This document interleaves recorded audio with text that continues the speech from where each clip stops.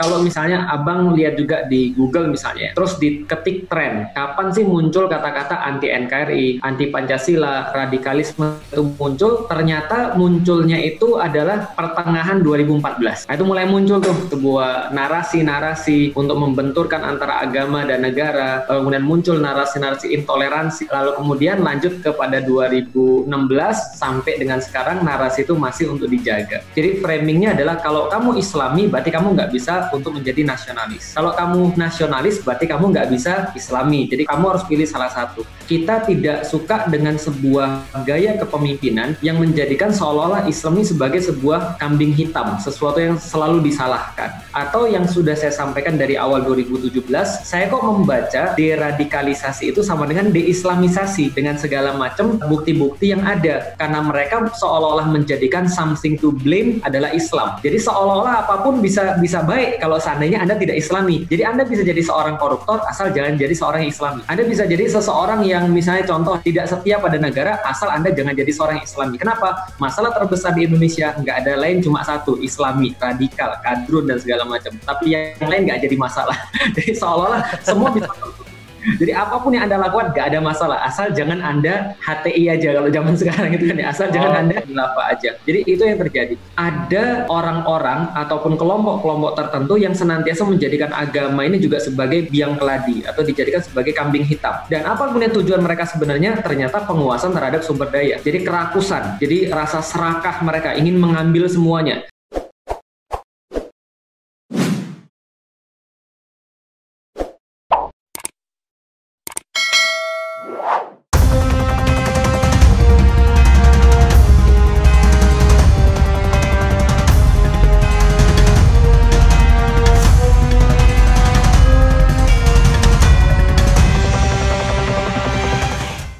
Ustadz, di channel Refli Harun ini nggak ada basa-basi. Jadi pertanyaan pertama akan langsung menohok. Waduh. Ustadz, iya kan? Ustadz sering dituduh tidak setia pada NKRI, anti Pancasila, pro khilafah, pro HTI, apalagi pengikut kadrun, ya sekalian aja kan. Kemudian waktu terjadi cebong dan kampret adalah pro kampret, ya walaupun sekarang kampret sudah masuk kolam juga. Tanggapan Ustadz, silakan.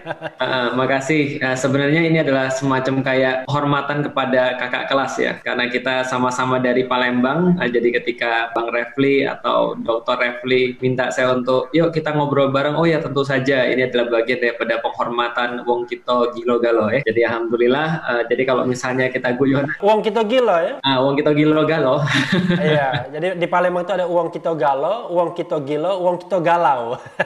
Iya, betul nih. Nah, jadi silakan Tad. Menanggapi yang tadi, sebenarnya saya juga sempat untuk menyampaikan bahwa saya itu dakwah dari tahun 2002. Jadi tahun 2002 ketika saya masuk Islam, lalu kemudian memeluk agama yang baru ini, 2002 juga itu saya langsung mulai berdakwah. Nah, 2002 itu sampai di tahun 2015 itu nggak pernah ada satupun sebutan radikal, ada satupun sebutan anti NKRI, ada sebutan ya apapun juga lah seperti yang sekarang, radikal, ekstrim, anti NKRI, anti Pancasila dan segala macamnya, itu belum ada semua. Nah, mendadak di tahun 2016 ini mulai muncul sebuah ungkapan-ungkapan bahwa radikalisme, intoleransi, lalu tadi ekstremisme itu mulai muncul seolah-olah ini adalah masalah bernegara yang paling besar. Nah, karena itulah saya juga jadi bingung dan saya kemudian menyampaikan pada waktu itu, kenapa kalau seandainya Felix Xiao itu radikal, kalau Felix Xiao itu adalah intoleran, kenapa tuduhan-tuduhan ini baru muncul ketika tahun 2016? Maka kalau boleh, kemudian waktu itu saya juga menyampaikan ke media, kalau boleh kita lihat berarti ada sesuatu yang berbeda nih di antara 2016 ke atas dengan 2016 ke bawah. Kalau kita lihat lagi lebih awal lagi daripada tahun 2016, ternyata kalau misalnya abang lihat juga di Google misalnya, terus diketik tren, kapan sih muncul kata-kata anti NKRI, anti Pancasila, radikalisme itu muncul, ternyata munculnya itu adalah pertengahan 2014. Nah, itu mulai muncul tuh sebuah narasi-narasi untuk membenturkan antara agama dan negara, kemudian muncul narasi-narasi intoleransi, lalu kemudian lanjut kepada 2016 sampai dengan sekarang narasi itu masih untuk dijaga. Jadi gitu sebenarnya untuk awalan ya cerita, dari mana sih sebenarnya itu muncul? Kira-kira gitu. Jadi intinya Ustadz ingin mengatakan kalau pertengahan 2014 itu Pilpres, ya kan? 2016 itu Pilkada DKI. Ya, jadi kira-kira itulah. Artinya ada sangat keterkaitan antara narasi dengan politik yang ingin dibangun. Sebenarnya seperti itu. Banyak yang melihat, banyak yang menilai bahwa Ustadz Felix itu bukan hanya pro ya, tapi berkampanye buat Prabowo di 2014 dan berkampanye buat Anies Baswedan di 2016. Itu ingin dibenarkan atau disangkal, Ustadz? Pertama-tama tidak ada satupun data ataupun tidak ada satupun bukti ataupun bahkan tidak ada satupun narasi yang kemudian pernah saya sampaikan bahwa saya mendukung calon. Bahkan berkali-kali saya sampaikan di Instagram saya sampaikan di Twitter saya pada waktu 2014, lalu kemudian 2019 kemarin itu senantiasa konsisten saya sampaikan bahwa Felix Xiao tidak pernah mendukung nama, tapi Felix Xiao senantiasa mendukung satu narasi atau satu, kalau bahasanya gini, saya selalu mendukung panggung atau memberikan panggung kepada siapapun yang mendukung ide di panggung itu. Maka kita akan menyorot orang itu selama dia ada di panggung itu. Kalau dia kemudian pergi, ya sudah, sorotan itu kita selesaikan. Karena yang kita dukung dari dulu adalah ide, adalah sebuah narasi, bukan individu. Karena individu, Bang, itu bisa berubah. Tapi nilai ataupun ide itu selamanya akan sama. Namanya membunuh tetap, namanya korupsi tetap boleh. Dan gitu, kayaknya misalnya individunya udah berubah ini sekarang posisinya. Oh iya, individu itu datang dan pergi. Makanya saya nggak pernah nyebut satupun individu dalam apapun yang saya lakukan. Contoh misalnya, yang saya katakan adalah kita perlu pemimpin yang menerapkan syariat Islam, misalnya. Kita perlu pemimpin yang menerapkan hukum-hukum Allah. Tapi saya nggak pernah bilang pilihlah pemimpin yang ini. Nggak pernah. Karena saya secara pribadi susah untuk yakin sama orang kalau dia belum mati, gitu kan ya. Kalau misalnya dia sudah mati, mungkin ada kebaikan. Karena di dalam Islam kan kita juga begitu. Siratal ladzina an'amta alaihim. Itu adalah kita minta ihdinas siratal mustaqim. Seperti apa jalannya? Seperti jalan orang-orang sudah pernah berlalu. Karena kenapa? Karena yang sudah berlalu itu sudah selamat. Tapi kalau yang belum berlalu, nah ini belum tentu selamat, gitu kan ya. Saya belum tentu selamat, abang belum tentu selamat, apalagi yang lain, kira-kira begitu. Katakanlah tadi kan ide dan narasi ya. Ide dan narasi apa yang Ustadz dukung? Baik, pertama narasi apa yang kita dukung? Tentu saja kalau kita sebagai seorang muslim, ketika saya masuk kepada agama Islam, yang saya lihat Islam itu adalah lebih daripada sekadar agama dalam definisi orang-orang di Indonesia atau dalam pengertian umum orang-orang di Indonesia. Kalau pengertian umum saya ketika saya masih di Palembang, agama itu adalah sekedar ritual. Hanya sekedar bagaimana caranya orang berhubungan dengan Tuhan. Dengan ritual-ritual tertentu, dengan bacaan-bacaan tertentu, dengan gerakan-gerakan tertentu. Itu yang saya pahami tentang agama. Tapi begitu saya masuk Islam, itu segala satu pandangan saya tentang agama itu berubah. Kenapa? Karena ternyata ketika saya masuk Islam, saya mengetahui agama ini adalah bagaimana cara manusia untuk bisa menjalani kehidupannya secara total. Mulai dari urusan politik sampai urusan berkeluarga. Mulai dari masuk WC sampai menentukan bagaimana sumber daya alam. Mulai dari kemudian hukum pernikahan dengan suami istri sampai dengan hukum ekonomi. Semua itu diatur di dalam Islam. Nah, maka saya dari situ menyatakan bahwa loyalitas saya hanya pada ide-ide Islam. Loyalitas saya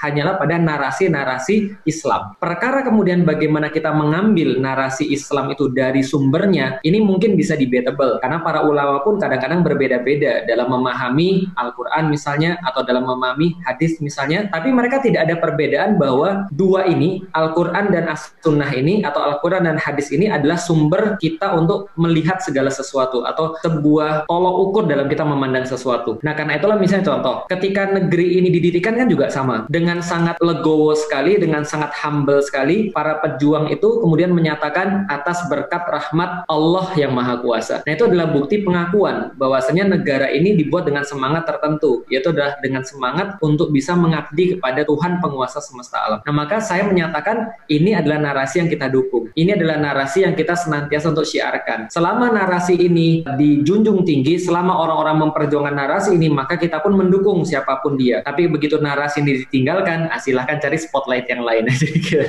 Ya, jadi pertanyaan tajamnya, kira-kira kalau mau kita letakkan dalam konteks Pilpres 2014 dan 2019, jadi pasangan mana yang mendukung narasi itu? Kalau saya melihat dua-duanya justru tidak menampakkan keseriusan atau tidak menampakkan kejelasan dari awal tentang apa sih yang sebenarnya mereka inginkan gitu kan ya. Contoh misalnya, saya ingat sekali waktu itu isu syariat kan dijadikan sebagai sebuah kayak apa ya, sebagai sebuah kelemahan. Maka seolah-olah dibangun sebuah opini kalau satu pasangan tertentu mendukung pada syariat Islam, lantas mereka berarti anti toleransi, kan begitu yang didukung. Jadi sudah diletakkan dulu framingnya. Jadi framingnya adalah kalau kamu Islami berarti kamu nggak bisa untuk menjadi nasionalis. Kalau kamu nasionalis berarti kamu nggak bisa Islami. Jadi kamu harus pilih salah satu. Nah, maka saya ingat banget ketika ditanya tentang syariat, ditanya tentang bagaimana komitmen mereka terhadap Islam, maka keduanya tidak menampakkan kejelasan. Nah, karena itulah saya secara pribadi tidak pernah kemudian untuk menyatakan bahwa pilihlah yang nomor ini, nggak pernah sama sekali. Kenapa? Karena yang kita sampaikan adalah bahwa mereka harus taat pada Allah, taat pada hukum Allah, harus menerapkan hukum Allah, itu saja. Hanya saja yang saya tegaskan kemarin bukan berarti juga kita menjadi sesuatu yang netral.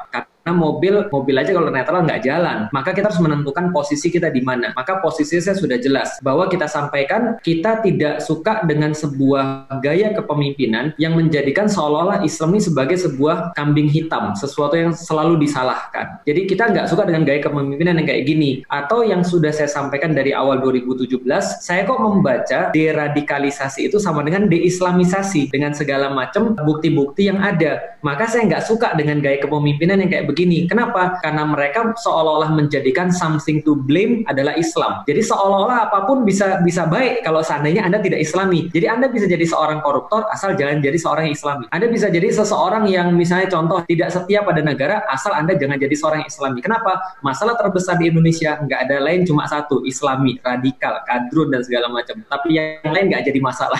Jadi seolah-olah semua bisa.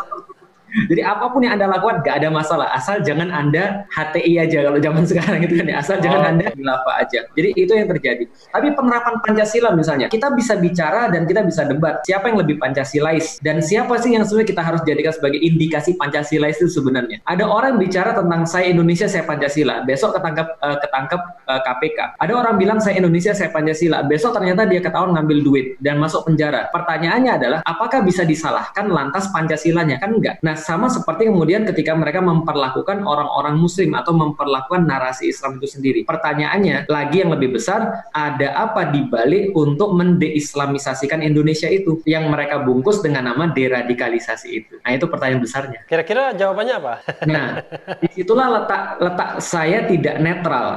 Artinya saya nggak bisa netral ketika itu sudah berhadapan dengan agama. Karena kalau kita bicara tentang agama Islam pada khususnya itu akan berada di garis terdepan ketika ada kezaliman. Maka saya melihat, saya berprasangka kuat bahwa deradikalisasi ini adalah sebuah topeng untuk dijadikan pengalihan isu sesuatu yang lebih besar. Apa yang lebih besar? Ya kalau kita bicara tentang sejarah kan selalu berulang Bang Refli. Dan kalau kita bicara tentang sejarah, dulu kita masih ingat ada orang-orang ataupun kelompok-kelompok tertentu yang senantiasa menjadikan agama ini juga sebagai biang keladi atau dijadikan sebagai kambing hitam. Dan apa kemudian tujuan mereka sebenarnya? Ternyata penguasaan terhadap sumber daya. Jadi kerakusan, jadi rasa serakah mereka ingin mengambil semuanya. Maka ketika dulu dunia mengenal ketika abad ke-15 ada 3G, Gold, Gospel, Glory. Ini adalah 3 serangkai. Mereka ingin masuk menguasai tanah sebagai bentuk daripada imperialisme kekuasaan. Mereka masuk ingin menguasai ekonomi sebagai bagian daripada keserakahan para pedagang, dan mereka sekaligus ingin menguasai akidah. Maka waktu itu kita masih ingat tuan-tuan tanah ataupun para ulama-ulama yang ada di Sumatera Barat pada saat itu kemudian mengatakan dilarang untuk jual tanah pada orang Cina misalnya, taruhlah. Walaupun itu bukan sebuah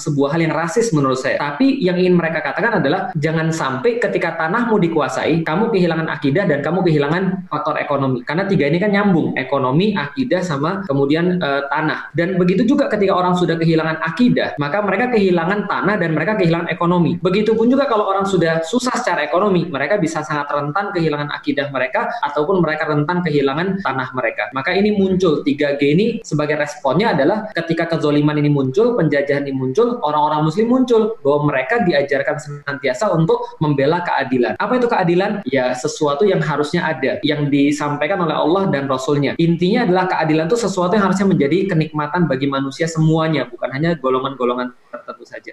Nah, jadi saya pikir ini adalah sebenarnya yang pengen diraih oleh orang-orang yang menyampaikan narasi-narasi tentang agama dan negara, dibenturkan dan segala macam. Ya ada kepentingan tertentu dan ini yang terjadi sekarang di Indonesia. Mau nggak mau kita lihat sekarang.